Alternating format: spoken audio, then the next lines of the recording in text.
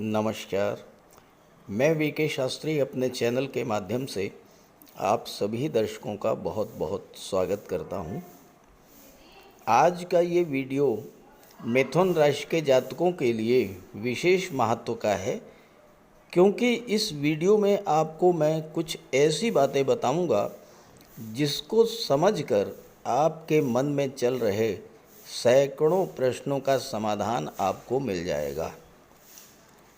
देखिए, जब 2023 की शुरुआत हुई थी तो जैसा सभी सोचते हैं वैसा ही मिथुन राशि के जातकों ने भी सोचा होगा कि 2022 तो जैसे तैसे बीत गया, लेकिन 2023 में कुछ सुखद परिवर्तन देखने को मिलेगा, कुछ हालात में सुधार होगा, कुछ नया होगा। लेकिन 2023 के 6 माह बीत गए, आधा वर्ष बीत गया, लेकिन हालात ज्यों के त्यों हैं, कोई सुधार नहीं देखने में आया। हालांकि 17 जनवरी को शनिदेव, जो कि आपकी राशि के स्वामी बुध के मित्र हैं, उन्होंने राशि परिवर्तन किया और अपनी साधारण राशि मकर राशि को छोड़ करके अपनी मूल त्रिकोण राशि कुंभ राशि में गोचर किया। लेकिन कुंभ राशि में गोचर करने के बावजूद कोई विशेष परिवर्तन आपके जीवन में देखने में नहीं आया, बल्कि हालात ये रहे कि जितना कष्ट आपको इन 6 माह में झेलना पड़ा, शायद आपने इसके पहले जो ढैया की स्थिति थी 2.5 वर्ष में उतना नहीं झेला होगा। 17 जनवरी को मिथुन राशि के जातकों के जीवन से ढैया की समाप्ति हुई। पिछले 2.5 वर्ष आपके बहुत ही ख़राब गुजरे, बहुत कष्ट आपने झेला और ये लग रहा था कि ढैया समाप्त होते ही 17 जनवरी 2023 से हालात सुधर जाएंगे, लेकिन ऐसा कुछ भी नहीं हुआ। सबसे बड़ी समस्या तो धन को लेकर आई होगी। खर्चे आपके नियंत्रण के बाहर और हालात ये बने होंगे कि हो सकता है आपको कर्ज भी लेना पड़ा हो। इन 6 माह में आपका स्वास्थ्य भी खराब हुआ होगा और आपके जो फालतू के खर्चे थे, ये अस्पताल, डॉक्टर, मेडिकल स्टोर या फिर कोर्ट कचहरी के चक्कर लगाने में खर्च हुए होंगे। परिश्रम आपने बहुत किया होगा, लेकिन उसके प्रतिफल के स्वरूप आपको धन जितना आपने अपेक्षा की थी उतना नहीं मिला होगा। और अगर आपने किसी को पैसा दे दिया तो वो पैसा आपका डूब गया होगा, पैसा आपको वापस नहीं मिला होगा। अपने स्वास्थ्य को लेकर,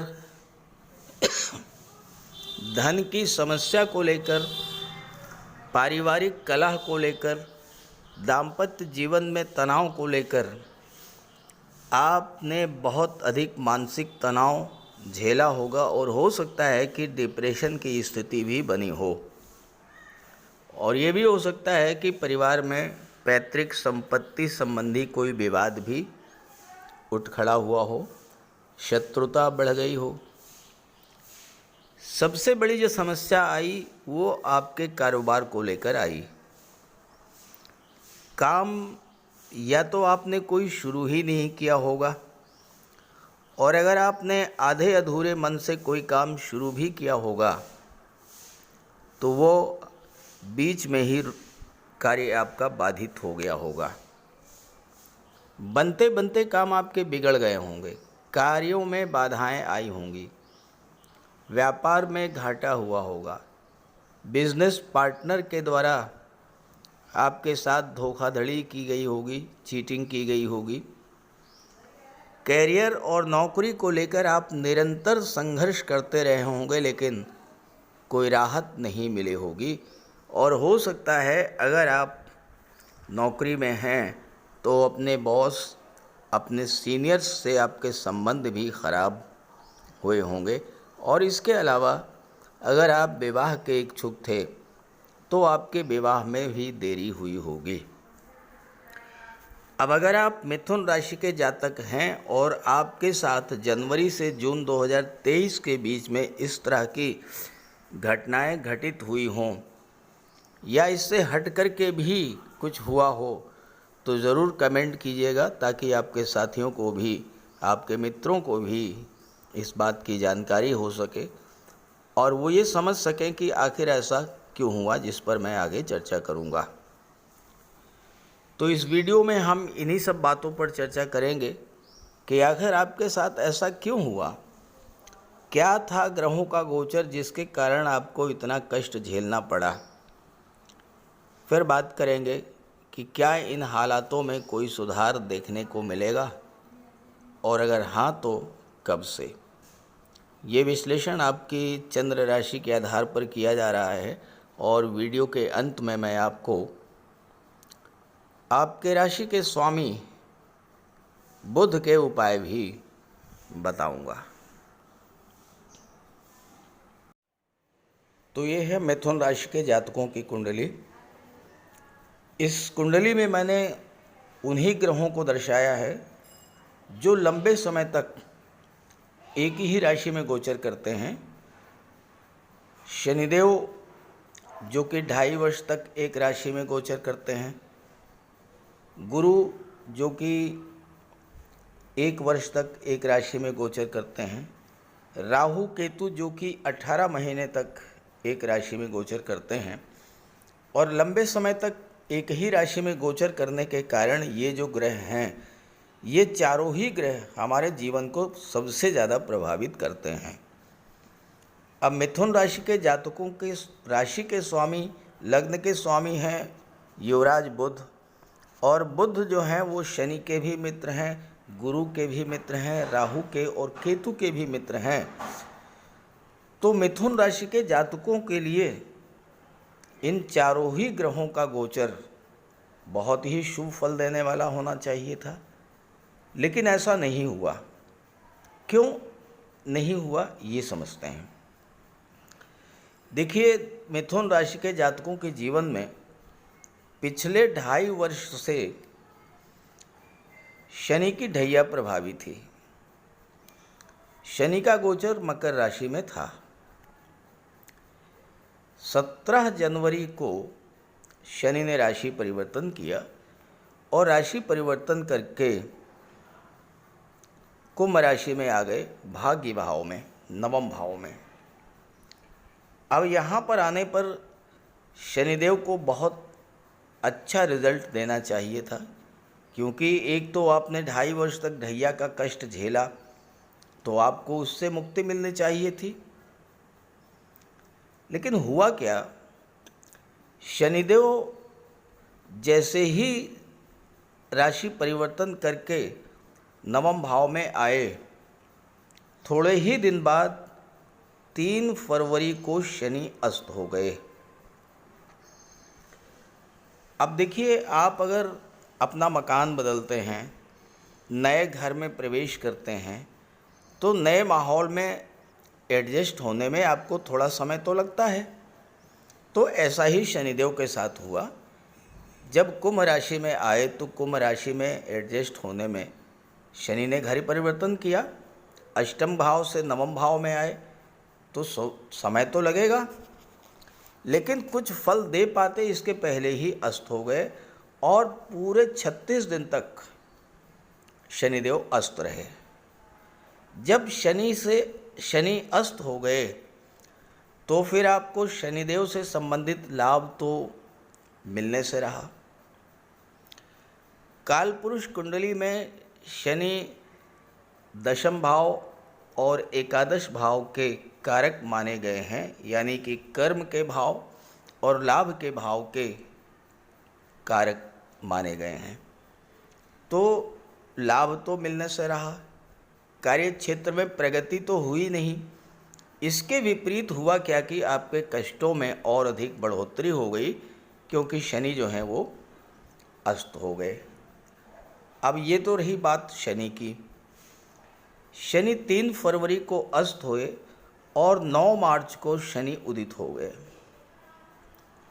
अब 9 मार्च को उदित होने के बाद शनिदेव ने अपना फल देना शुरू किया। हालांकि शनिदेव अपना फल बहुत देरी से देते हैं, लेकिन शनि कोई फल दे पाते इसके पहले ही 31/3 को गुरु भी अस्त हो गए। अब सर्वाधिक प्रभाव तो शनि और गुरु का ही पड़ता है हमारे जीवन पर। जब गुरु अस्त हो गए तो गुरु के अस्त होने से आपको जो लाभ मिलना चाहिए था, आप एफर्ट किया आपने, परिश्रम किया आपने, लेकिन आपको लाभ नहीं मिला। गुरु आपकी कुंडली में कर्म भाव के स्वामी हैं और सप्तम भाव के स्वामी हैं, तो कार्य क्षेत्र में भी कोई आपको विशेष परिवर्तन देखने को नहीं मिला होगा, बल्कि समस्याएं और बढ़ गई होंगी। शनि सप्तम के स्वामी हैं, गुरु सप्तम के स्वामी हैं, और सप्तम भाव होता है दाम्पत्य सुखों का, विवाह का होता है। लेकिन गुरु के अस्त होने का प्रभाव ये हुआ कि हर तरह का मांगलिक धार्मिक कार्य जो है वो बंद हो गए। तो आपका विवाह तय हो गया था, विवाह होना था, लेकिन गुरु अस्त हो गए तो विवाह भी डिले हो गया। गुरु की दृष्टि पंचम पर पड़ी तो छात्रों के लिए भी बहुत ज़्यादा अच्छा समय नहीं रहा जब तक गुरु अस्त रहे, और गुरु की दृष्टि सप्तम पर पड़ी तो व्यापार व्यवसाय में भी मंदी की स्थिति देखने को मिली होगी, कोई विशेष लाभ आपको नहीं मिल पाया होगा। अब यहाँ तक तो स्थिति ठीक थी कि गुरु और शनि दोनों अस्त हुए, इसके बाद तो सुधार होना चाहिए था। लेकिन हुआ क्या कि इसी बीच 23 अप्रैल को आपके राशि के स्वामी बुध भी अस्त हो गए। अब देखिए, शनि अस्त हुए, गुरु अस्त हुए, जब राशि का स्वामी ही अस्त हो जाए तो फिर उस राशि को क्या लाभ मिलेगा? उस राशि के जीवन में तो परेशानी ही परेशानी आनी है। बुध 23 अप्रैल को अस्त हुए और 15 मई को उदित हुए, तो 23 अप्रैल से 15 मई तक जो है आपके जीवन में समस्याएं ही समस्याएं रही होंगी। बुध व्यापार के कारक होते हैं, बुध वाणी के कारक होते हैं, बुध शिक्षा के कारक हैं, बुध बैंकिंग के कारक हैं, बुध आईटी सेक्टर के कारक हैं, शेयर मार्केट के कारक हैं, कम्युनिकेशन के कारक हैं, टूर एंड ट्रेवल्स के कारक हैं, इंश्योरेंस के कारक हैं। तो बुध इन सारे क्षेत्रों के कारक जब होकर के अस्त हुए तो इन सभी क्षेत्रों में आपको समस्या ही समस्या देखने को मिली होगी। अब चलिए, यहाँ तक बात ठीक थी, बुध भी अस्त हुए। चौथी जो घटना घटित हुई वो हुई 20 अप्रैल को सूर्यदेव भी ग्रहण से प्रभावित हो गए।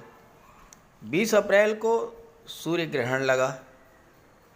अब 20 को सूर्य ग्रहण लगा, समाप्त हो गया। सूर्य ग्रहण का प्रभाव समाप्त हो जाना चाहिए था, लेकिन सूर्य का गोचर राहु के साथ था। अभी तक क्या होता था कि सूर्य ग्रहण लगा, समाप्त हो गया, सूर्य ग्रहण से बाहर आ गए, अपना फल देना शुरू कर दिया। लेकिन यहाँ तो राहु के साथ रहे तो सूर्य को ग्रहण दोष लगा और 15 मई तक जो है सूर्य ग्रहण दोष से पीड़ित रहे। जब ग्रहों के राजा ही पीड़ित हो जाएं तो फिर तो हर क्षेत्र में समस्या आनी। खास करके जो लोग नौकरी के लिए प्रयासरत थे, जो लोग शासन प्रशासन में थे, उनके लिए चैलेंजेस बढ़ गए होंगे।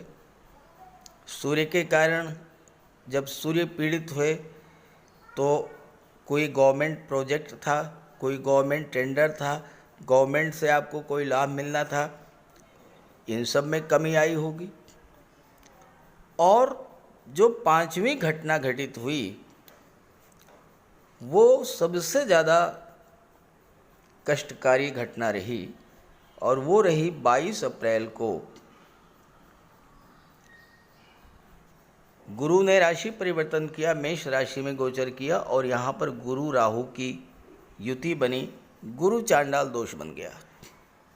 अब 22 अप्रैल को राहु अंश बल से मजबूत थे, गुरु अंश बल से कमज़ोर थे, तो ये जो गुरु चांडाल दोष बना आपकी कुंडली में, इसके कारण आपको तरह तरह की समस्याएं, खास करके धन संबंधी समस्याएं, स्वास्थ्य संबंधी समस्याएं, लड़ाई झगड़े, कोर्ट कचहरी का मैटर, शत्रुता, तमाम तरह की समस्याएं आपको झेलनी पड़ी होंगी।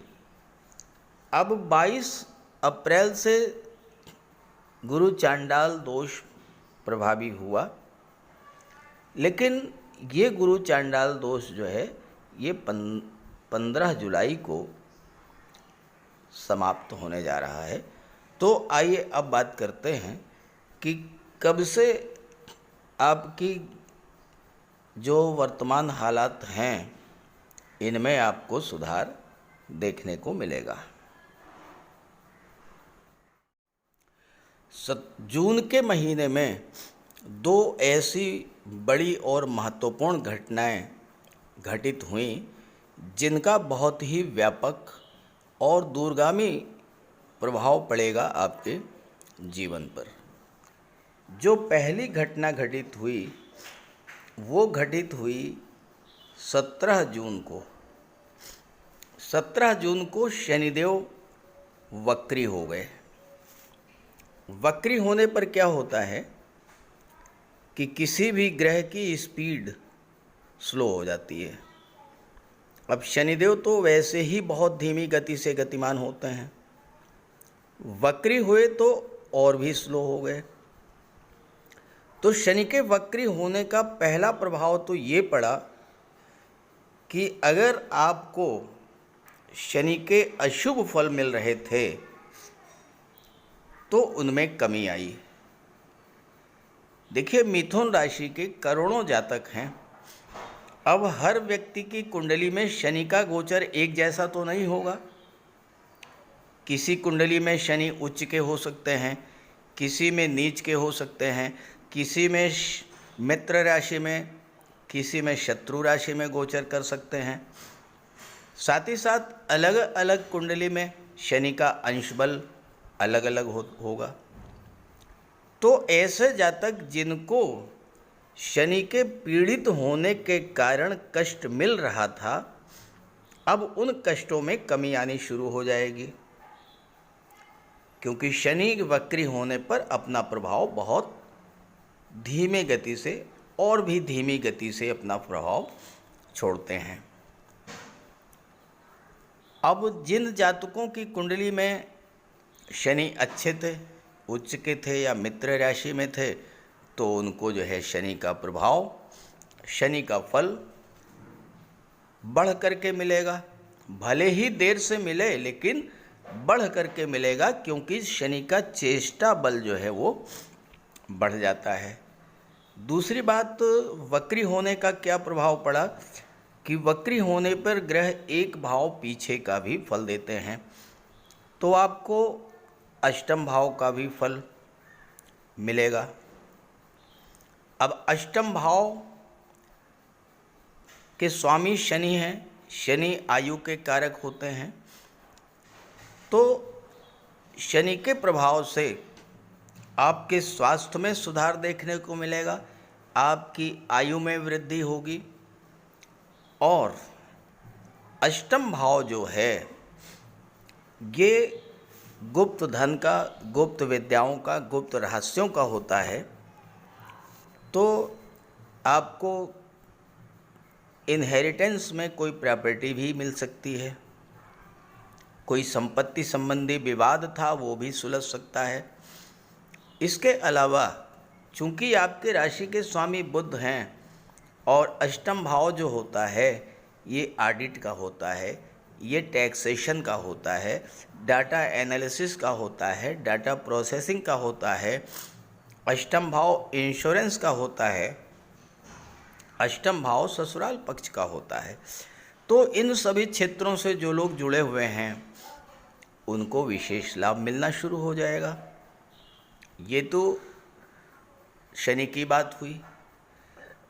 दूसरी जो महत्वपूर्ण घटना घटित हुई वो 21 जून को घटित हुई।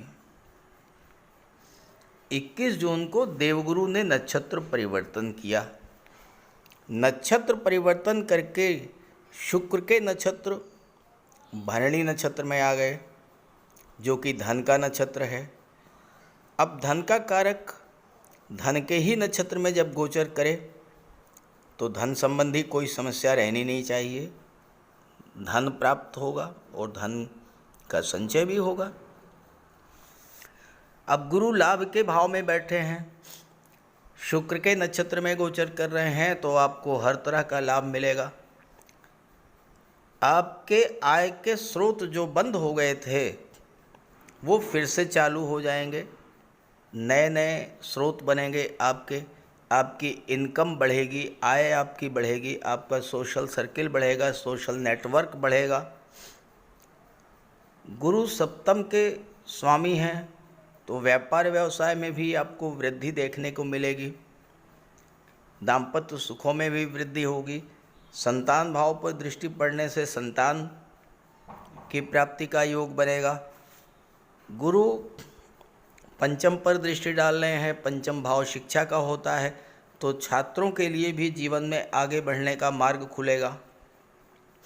गुरु की दृष्टि तीसरे भाव पर पड़ने से गुरु आपके पराक्रम पुरुषार्थ में वृद्धि करेंगे। और सबसे बड़ी बात यह है कि गुरु आपके दशम भाव के स्वामी हैं, तो आपके कार्य क्षेत्र में भी परिवर्तन देखने को मिलेगा, एक सुखद परिवर्तन, एक नया परिवर्तन। जहाँ तक गुरु चांडाल दोष की बात है, 15 जुलाई को राहु अंश बल से बिल्कुल कमज़ोर हो जाएंगे, इनका अंश बल 6 डिग्री से कम हो जाएगा, वृद्धावस्था से मृत अवस्था की ओर गोचर करने लगेंगे, और 15 जुलाई से जो गुरु चांडाल दोष बन रहा था वो समाप्ति की ओर होगा, और 30 अक्टूबर को तो बिल्कुल ही समाप्त हो जाएगा, क्योंकि राहु राशि परिवर्तन करके दशम में आ जाएंगे और केतु राशि परिवर्तन करके चतुर्थ में आ जाएंगे। तो इस तरह से गुरु भी अपना पूरा फल देना शुरू कर देंगे। अब आप चाहें कि एकदम से कोई बड़ा परिवर्तन हो जाए, ऐसा तो नहीं होगा, क्योंकि गुरु हों चाहे शनि हों चाहे राहु हों चाहे केतु हों, देरी से ही फल मिलता है। लेकिन धीरे धीरे 2-3 माह में अमूमन सितंबर तक स्थितियां जो है वो आपके पक्ष में हो जाएंगी। आप अपने ख़राब हालात को काबू में करना शुरू कर देंगे और आपको लाभ मिलना शुरू हो जाएगा। जुलाई से दिसंबर के बीच में जो सबसे महत्वपूर्ण गोचर होगा वह शुक्र का गोचर होगा। चूँकि गुरु का गोचर शुक्र के नक्षत्र में है, शुक्र वर्तमान में आपकी कुंडली में धन के भाव में गोचर कर रहे हैं, फिर पराक्रम भाव में गोचर करेंगे, फिर धन के भाव में आएंगे, उसके बाद पराक्रम में, फिर चतुर्थ में, भी पंचम में। तो दिसंबर तक शुक्र का गोचर भी आपकी कुंडली में अत्यंत शुभ भाव में रहेगा, और शुक्र आपके राशि के स्वामी हैं, तो धन संबंधी जो भी समस्या है वो आपकी समाप्त हो जाएगी। जुलाई से दिसंबर के बीच जो सबसे बड़ी ज्योतिषी घटना घटित होगी वो ये होगी कि राहु केतु का अंश बल धीरे धीरे कम होता जाएगा, राहु केतु मृत अवस्था की ओर प्रस्थान कर जाएंगे, और हमारे जीवन में कष्टों का सबसे बड़ा कारण तो राहु केतु ही होते हैं, और जब ये बलहीन हो जाएंगे तो आपके कष्ट समाप्त हो जाएंगे।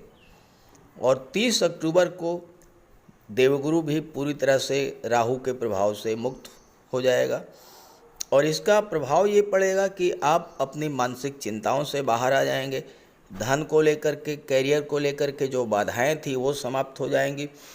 स्वास्थ्य में सुधार देखने को मिलेगा। कोर्ट कचहरी का कोई मैटर तो उससे भी आपको राहत मिलेगी। आपकी निर्णय क्षमता में वृद्धि होगी। आप कैरियर को लेकर के, धन को लेकर के, परिवार को लेकर के सही निर्णय नहीं ले पा रहे थे, तो अब आप सही निर्णय ले पाएंगे और उसका लाभ आपको मिलेगा। गुरु का गोचर शुक्र के नक्षत्र में है। गुरु और शुक्र दोनों ही विवाह के कारक हैं, तो जुलाई से दिसंबर के बीच में आपके विवाह के भी योग बनेंगे। और सबसे महत्वपूर्ण बात यह है कि देवगुरु भगवान विष्णु के स्वरूप माने जाते हैं। शुक्र को माता लक्ष्मी का स्वरूप माना गया है। गुरु का शुक्र के नक्षत्र में गोचर करना ये दर्शाता है कि भगवान विष्णु माता लक्ष्मी के घर पधार रहे हैं, तो आपके लिए धन प्राप्ति, विवाह, दाम्पत्य सुखों में वृद्धि, ये सब चीज़ें आपको देखने को मिलेंगी। और 30 अक्टूबर के बाद तो स्थितियां बहुत ही अच्छी हो जाएंगी। सितंबर अक्टूबर में स्थितियां आपके पक्ष में आना शुरू हो जाएंगी। तो इस तरह से इस वीडियो में मैंने ये चीज़ आपको समझाई है कि कष्टों का कारण क्या था और कष्टों का निवारण कब से होगा। ज़्यादा से ज़्यादा बेहतर लाभ आपको मिले तो आप अपने राशि के स्वामी बुध का उपाय जरूर कीजिएगा। तो बात करते हैं बुध के उपायों पर। बुध के इस गोचर का पूरा लाभ लेने के लिए बुध का उपाय जरूर कीजिएगा। और बुध का उपाय बहुत आसान है। भगवान श्री गणेश की उपासना करें और बुधवार के दिन गणेश जी के मंदिर में जाकर साबुत हरी मूंग का दान करें और गणेश जी के चरणों में बैठ करके कुछ देर अपनी समस्या का निवेदन करें। गणेश जी से आप अपनी बात रखें और उनका आशीर्वाद प्राप्त करें। ऐसे ही माता दुर्गा के मंदिर में जाकर के हरे रंग की चूड़ियाँ अर्पित करें। बुधवार के दिन गौ माता की सेवा करें और हरा चारा या गुड़ जो भी आपके लिए संभव हो वो उन्हें खिलाएं। बुधवार के दिन किसी किन्नर को यथाशक्ति आप दान करें और बुधवार के ही दिन घर के मुख्य द्वार पर पंच पल्लव का तोरण लगाएं, तो इससे आपको लाभ होगा। देखिए, बुध अकेले एक ऐसे ग्रह हैं जो कि राहु पर नियंत्रण कर लेते हैं। तो अगर बुध बली होंगे तो राहु का कोई भी अशुभ प्रभाव आप पर नहीं पड़ेगा। इसलिए बुधवार के दिन ओम बुम बुधाय नमः, ओम बुम बुधाय नमः इसका जाप करें और मिट्टी का एक खाली घड़ा जल में प्रवाहित कर दें। रत्न धारण करना चाहते हैं तो पन्ना धारण कर सकते हैं, लेकिन किसी योग्य ज्योतिषी की सलाह लेने के बाद। बुध का रंग हरा होता है, तो अपने घर में जितना आप हरियाली रख सकें, पेड़ पौधे लगा दें, फूलों के पौधे लगा दें। अगर जगह नहीं है तो गमले में कुछ पौधे लगा दें। इससे एक तो हरियाली रहेगी घर में और दूसरी बात, बुध आपसे प्रसन्न होंगे। और आपके घर में कोई कन्या हो, आपकी बेटी, बहन या भतीजी कोई भी हो, कभी भी आप घर से बाहर जाएं और वापस आते समय खाली हाथ न लौटें, उसके लिए कुछ लेकर के आएं। मिठाई है, खिलौने है, चॉकलेट है, टॉफ़ी है, चिप्स हैं, कुछ भी लेकर के आइए। खाली हाथ मत आइए, उसका आशीर्वाद प्राप्त करते रहिए। और अगर आप किसी शुभ कार्य के लिए घर से बाहर निकल रहे हैं तो जाने से पहले उस कन्या को कुछ उपहार दे करके निकलें। कुछ नहीं है तो 10-20 रुपए ही दे दें। रास्ते में गौ माता मिल जाए तो उनको प्रणाम करके और गुड़ खिला दीजिए। और रास्ते में अगर कोई किन्नर मिले तो उसे कुछ पैसे दे दीजिए, उसे दान दे करके उसका आशीर्वाद प्राप्त कर लीजिए। ये बहुत सरल से और छोटे छोटे उपाय हैं। जिस भी कार्य के लिए आप जा रहे हैं, चाहे वो शादी ब्याह का रिश्ता तय करना हो, चाहे नौकरी या इंटरव्यू के लिए जा रहे हों, चाहे किसी बिजनेस डील के लिए जा रहे हों, आप जिस भी कार्य के लिए जा रहे हों वह कार्य आपका सिद्ध होगा। तो बुध के उपाय ज़रूर कीजिएगा। और ये जानकारी और मेरी बात अगर आपको अच्छी लगी हो तो अपने साथियों को, मित्रों को भी ज़रूर शेयर कीजिएगा। नमस्कार।